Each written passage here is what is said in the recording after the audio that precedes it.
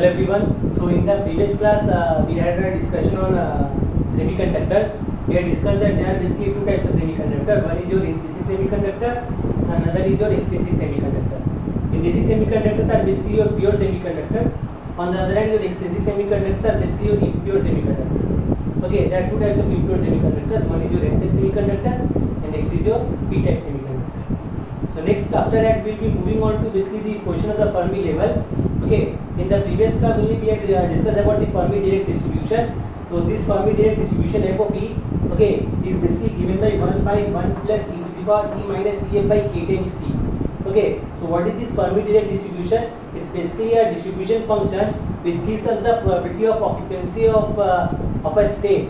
Okay, probability of occupancy of a state by an electron having of a state of by having energy E.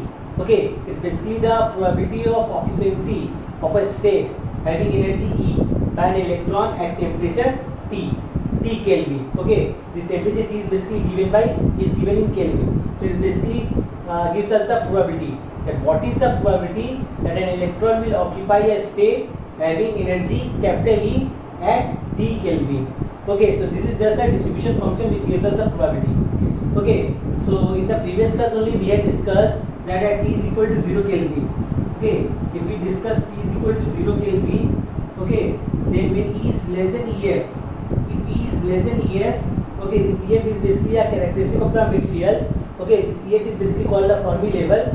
Okay, how do we define this Fermi level? We can define it from this equation itself. Okay, when if T is equal to 0 Kelvin, so if for E less than EF, this term will be basically negative. Okay, and this term is basically 0, so this term will come out to be e to the power minus infinity, and e to the power minus infinity is 0. Okay, so 1 by 1 plus 0, so f of E will basically come out to be equal to 1. On the other hand, if E is greater than EF, then this term will be positive, and T is 0, so this term will basically come out to be infinity, plus infinity. So e to the power infinity is basically infinity. So as a result, this entire probability will coming out to be equal to 0. So in this way, basically we can define as your Fermi level. Fermi level can be defined as the highest energy. Okay, the highest energy level which can be occupied by an electron at T is equal to 0 Kelvin. Okay, no electron can exist at a level at a state having energy greater than EF at T is equal to 0 Kelvin. You can see for E greater than EF, your probability is 0. So as a result, we are getting a curve somewhat like this. Here you can see, here your probability is 0. So for E greater than EF, your probability is 0. Okay, and for E greater than EF, your probability is basically becoming equals to 1. Okay, because at T is equal to 0 Kelvin, your semiconductor basically acts like an insulator. Okay, they are not getting enough energy in order to overcome this forbidden gap. Okay, this is basically the forbidden gap. Okay, Eg. No electron can exist in this forbidden gap. Okay, in order to excite an electron from valence band to conduction band, it requires this amount of energy. Okay, which is less as compared to that of an insulator. Okay, but at 0 Kelvin, they are unable to get that sufficient amount of energy in order to get excited to the conduction band. As a result, there is no free electron present in the conduction band, and for that reason, they are acting as an insulator. Okay, so as a result, there is no free electron present and its conductivity is 0. So basically, it's acting like an insulator. Now, as we increase the temperature, say suppose at room temperature, and even at room temperature, some valence electrons present in the valence band get sufficient amount of thermal energy, and they get excited to the conduction band and become free. They help in the conduction. Okay, so as a result, the tail of this particular Fermi direct distribution moves towards the conduction band. Okay, as you increase the temperature, more and more electron can move to the conduction band. Okay, and consequently holes will be present in the valence band. So that means the electron occupying valence band will decrease. Okay, so as a result, the probability will decrease. Okay, so at that time your f of E can be this EF, not FV, EF. EF can be basically defined as that energy level where the probability of occupancy of an electron is half. See, you can easily see that E is equal to EF, then EF minus EF will be becoming equal to 0. So it's coming out to be e to the power 0, and e to the power 0 is basically 1. So it will be 1 by 1 plus 1, so it will be coming out to be equal to 1 by 2. Okay, so here the probability of occupancy of an electron is basically half. Okay, so this is for your intrinsic semiconductor. Next, let us move on to the extrinsic semiconductor.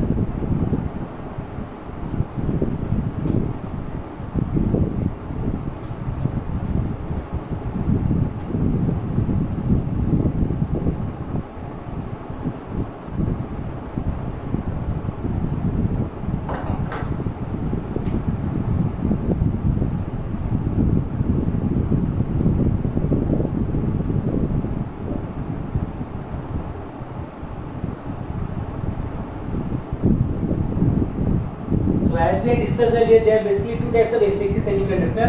First one being is your N-type semiconductor, and second one is your P-type semiconductor. In case of an N-type semiconductor, some pentavalent impurities are added. Okay, some pentavalent impurities are added to the intrinsic semiconductor to increase its conductivity. Okay, so these pentavalent impurities are having 5 electrons in their outermost shell. Okay, so when we are adding some this pentavalent impurities to the intrinsic semiconductor, this impure atom basically forms bond with the nearby 4 silicon atoms. Okay, so as a result, the fifth extra electron which is basically present in the impure atom, those are basically unbonded, and as a result, they are loosely bonded to the nucleus. So it becomes easy for that electron to get excited to the conduction band. Okay, very less amount of energy is required to excite that fifth electron to the conduction band. Okay, so what happens in case of N-type semiconductor is this is conduction band and this is the valence band. Okay, this is forbidden gap Eg. So due to that introduction of the impure atom, one energy level is being introduced. This energy level is basically the donor level. Okay, this energy is exposed EC, this is exposed EV. Okay, this energy is much more less as compared to the forbidden gap. Okay, so as a result, it's pretty easy for the fifth extra electron of the pure atom to get excited to the conduction band as compared to the electron, thermally generated electron. Okay, it's pretty easy. This energy is very much less as compared to the forbidden gap energy. This energy is somewhere around 0.01 electron volt for your germanium and 0.05 volt for your silicon. Okay, so it's very much less as compared to this Eg. Okay, so as a result, one level is introduced. This level is basically called your donor level. Okay, and this we can consider it to be a discrete level because these impure atoms are very less as compared to the pure atoms. So they are very far apart from each other. So the interaction between them is very less. Okay, so this donor level is being introduced. As a result, there are more concentration of electrons in the conduction band. So as a result, the Fermi level basically moves towards the conduction band. Okay, in the previous case, in case of intrinsic type semiconductor, your Fermi level was lying in the midway of the forbidden gap.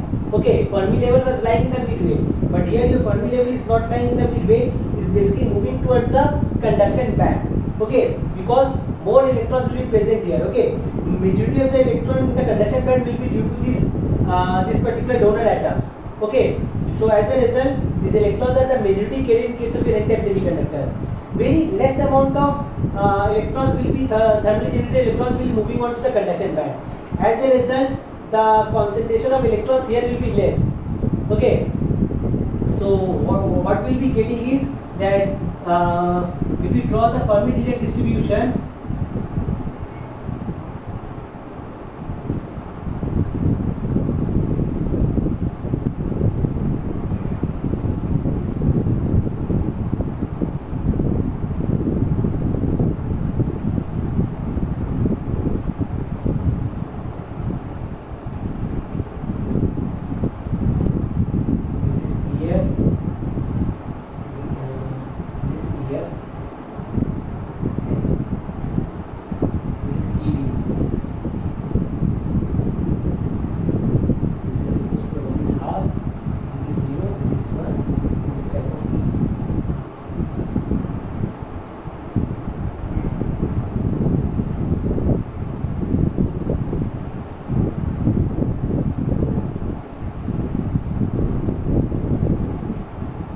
okay, so the Fermi level is basically moving towards the conduction band. Okay, due to the introduction of this donor level, electron can easily move on to the conduction band. So here the occupancy of electron basically increases. Okay, So this Fermi level basically moves towards the conduction band. So this is for an n-type semiconductor. Similarly, if we consider p-type semiconductor, okay, what happens in case of a p-type semiconductor is, in case of a p-type semiconductor, we are introducing some pentavalent, trivalent impurities. Okay, these trivalent impurities consist of 3 electrons in their outermost shell. So when such trivalent impurities are added to the pure semiconductor, okay, they are replacing one silicon atom and they are forming bond with the nearby 4 silicon atoms. So as a result, an extra hole is created. Okay, so it's pretty easy for the electron in some other bond to get excited to this hole. Okay, because this hole is present in the valence band itself. Okay, so this energy which is required to for electron to move from its bond to this hole is very much less. Okay, so as a result, an acceptor level is basically being introduced. These such impure atoms are basically called your acceptor atom because they are accepting the electrons. Okay, so in case of a p-type semiconductor, this is the conduction band and this is the valence band. This energy level is equal to EC, this is equal to EV. Okay, so one level will be introduced. This level is basically your acceptor level. Okay, electrons can easily move from this valence band to this acceptor level because the energy required is very much less as compared to the forbidden energy. So as a result, the Fermi level basically moves towards the valence band. Unlike your intrinsic semiconductor, it's not lying in the midway. In case of intrinsic type semiconductor, your Fermi level was lying in the midway of the forbidden gap. Okay, so but here it's moving towards the valence band. In case of n-type, it was moving towards the conduction band. Okay, due to the presence of the donor level, and here due to the presence of the acceptor level, it's moving towards the valence band. This is Fermi level EF.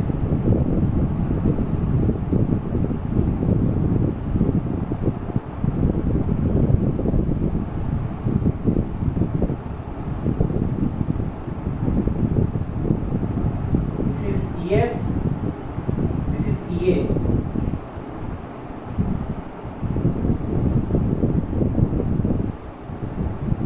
Here the probability is 0, here the probability is 1, and suppose here the probability is half.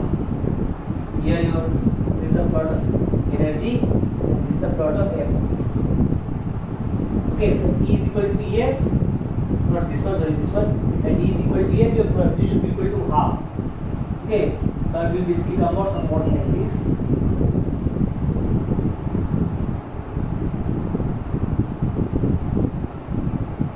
Okay, so this is basically the Fermi direct distribution and this is basically the Fermi level. Okay, the Fermi level basically represents that energy level. Okay, at which the occupancy of an electron is half. Okay, so this is basically the Fermi level. Next, we are moving on to some important laws in a semiconductor. Okay, those are basically your mass action law and your law of electrical neutrality. First of all, let us consider mass action law.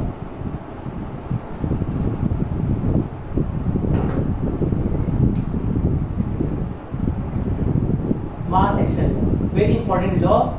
Okay, according to this mass action law in a semiconductor, okay, be it a DC semiconductor or an extrinsic semiconductor, the product of the number of electrons or the product of the concentration of electrons and the product of the concentration of holes are product of the concentration of electrons and holes are always basically same, and that is equal to Ni square. Okay, let me correct it myself. The product, according to mass action law, the product of the concentration of electrons and concentration of holes, okay, is equal, and it's basically equal to Ni square. Okay, this N is basically the concentration of electron. Okay, concentration of electron, and P is basically the concentration of holes. So according to this mass action law, the product of these two terms is equal, and it is equal to Ni square. This Ni is basically the intrinsic carrier concentration. What is this intrinsic carrier concentration? For intrinsic type semiconductors, okay, that means for your pure semiconductors, your number of electrons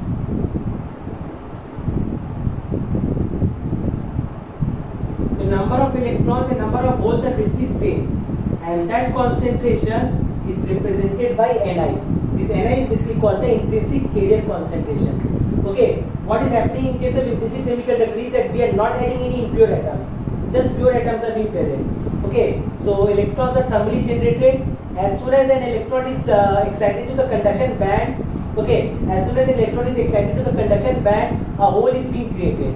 So as a result, the number of electrons, the number of thermally generated electrons in a intrinsic type semiconductor is always equal to the number of holes.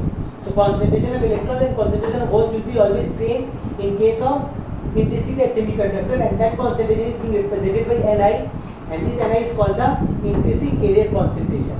So according to mass action law, the product of these two terms will always be equal, and it will be equal to Ni square. Okay, so this is basically your mass action law.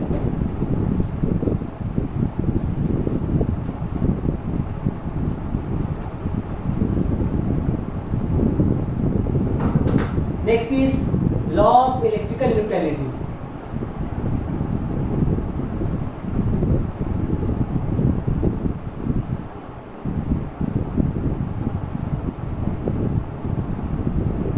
So according to law of electrical neutrality, in a semiconductor, the number of positive charges and number of negative charges will always be equal. Okay, say suppose Nd is the concentration of donors. Okay, donors are basically the pentavalent impurities which are being added to the pure semiconductor to make N-type semiconductor. So they are basically donating their fifth electron. So as a result, they are positively charged ions. Okay, number of positively charged ions present in a semiconductor will be equal to Np. Np is suppose concentration of the acceptors. Okay, these acceptors are basically the trivalent impurities. They are having 3 electrons in their outermost shell. So as a result, they are donating one extra hole. Okay, so when they accept an electron from a nearby bond, they will become negatively charged. Okay, so Np is basically the number of negatively charged ions present in a semiconductor. N is say suppose number of electron or another concentration of electrons, and P is suppose concentration of holes. So this is negatively charged and this is also positively charged. Okay, donors, they are basically positively charged. This is negatively charged ions. These are negatively charged, and this is positively charged. So how much is the total negative charge concentration? It's Np plus N. And how much is the total?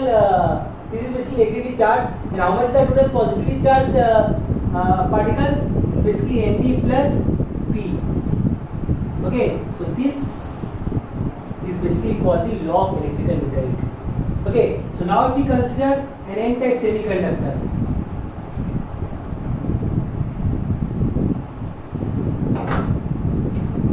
So for N-type semiconductors, if we consider N-type semiconductor, in case of N-type semiconductor, your Np will be equal to 0.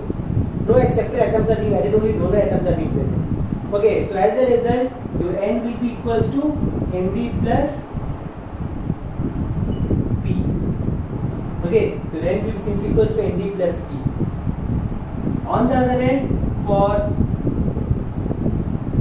but in an N-type semiconductor, your P is very much less.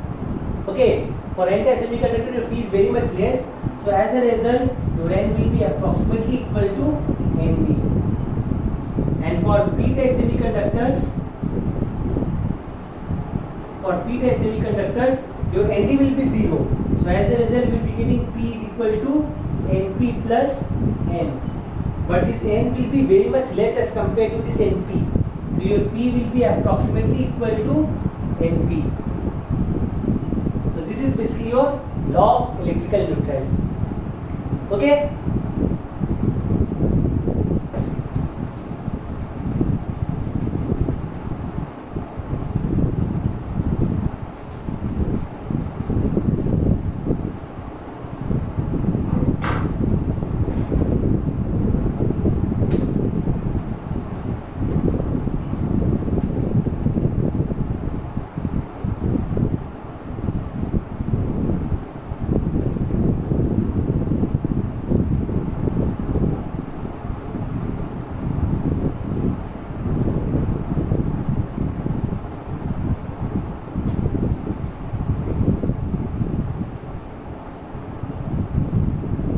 Okay, so next we are moving on to the current flow in semiconductors.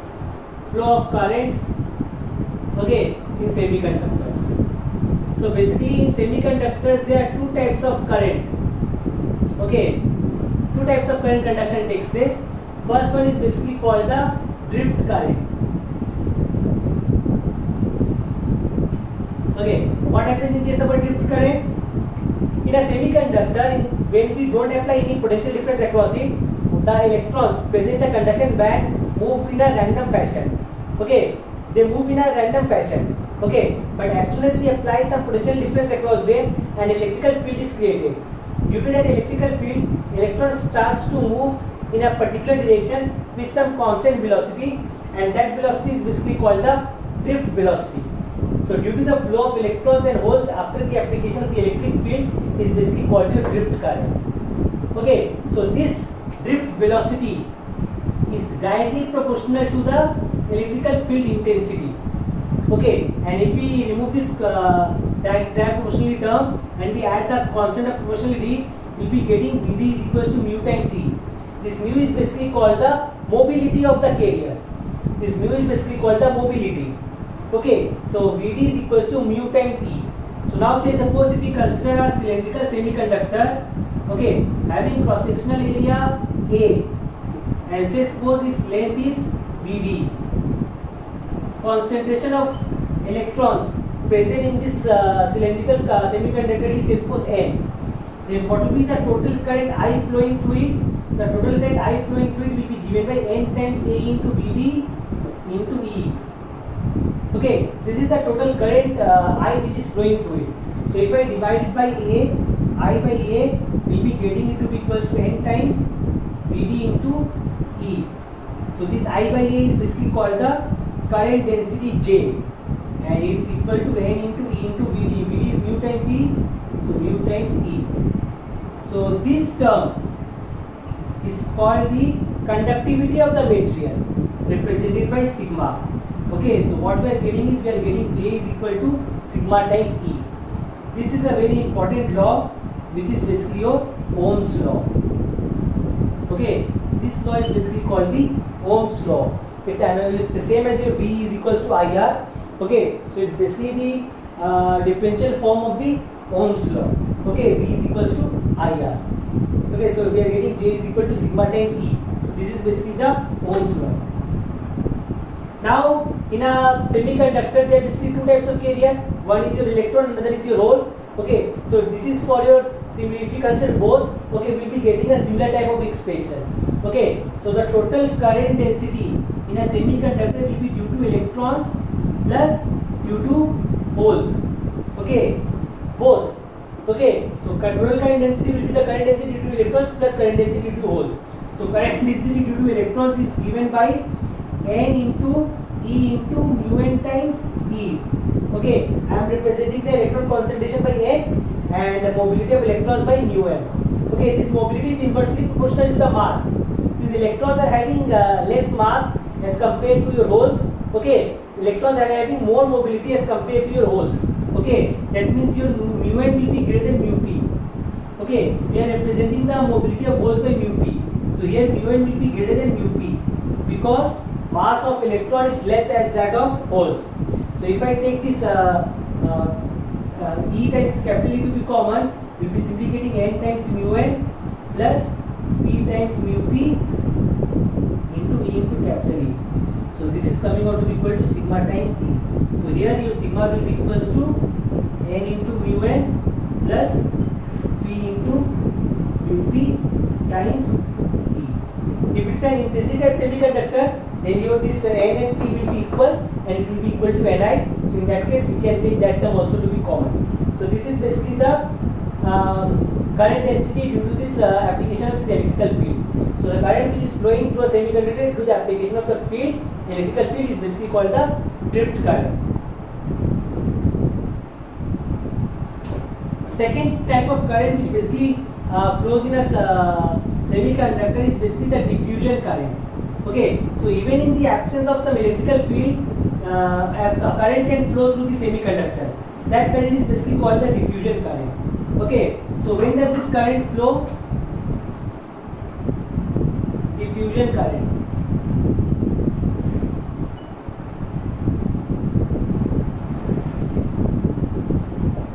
So whenever there is a concentration gradient, okay, whenever there is a concentration gradient of some carrier in a material, what will happen? The carrier will flow from a region of a higher concentration to a region of lower concentration. This is basically the law of nature. Okay, everything basically flows from a region having higher concentration to a region having lower concentration. Heat always flows from body having higher temperature to a body having lower temperature. River always flows from a point having higher potential energy to a point having lower potential energy. In a similar way, okay, whenever there is a concentration gradient of some carrier, this carrier will basically flow from a region having higher concentration to a region having lower concentration. So due to the flow of this carrier, basically a current flows, and that current is basically called the diffusion current. Okay, so say suppose there is a concentration gradient of electrons and holes. Okay, say suppose as we are moving towards the positive direction of x-axis, your concentration of holes is decreasing. Okay, so the current density, okay, the current density due to these holes will be directly proportional to the concentration gradient of the holes. So if I remove this proportionality sign, we will be getting Jp dash is equals to minus E times dP into dP by dx. Okay, this dP is basically called the diffusion coefficient of the holes. Okay, and why we are putting this minus sign? Because as we are moving towards the positive direction of x-axis, your concentration of holes is decreasing. So as a result, your dP by dx will be negative. So in order to keep this current density to be positive, we are putting this minus sign here. Okay. Similarly, if the concentration of the holes is decreasing, the concentration of electrons will increase.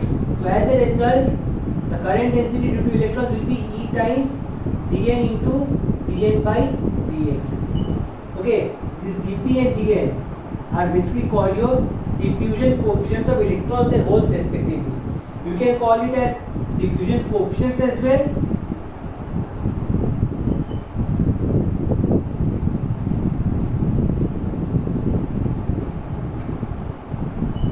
Okay, or you can call it as diffusivity. Okay, you can use any one of these two terms. You can call it diffusion coefficients, or you can call it as diffusivity. You can use any one of these two terms. You can call it diffusion coefficients, or else you can call it diffusivity as well. Okay, so the total current density due to holes will be due to both drift current as well as diffusion current, and it will be equal to P times mu P into E into capital E minus E into dP times dP by dx, and current density due to electrons Jn will be equals to n into mu n into E times capital E plus E into dN into dN by dx. Okay, so this is the total current density due to electrons and your holes. Okay, now there is very important relationship which basically connects this mobility and this diffusivity, and that relationship is basically called the Einstein relationship.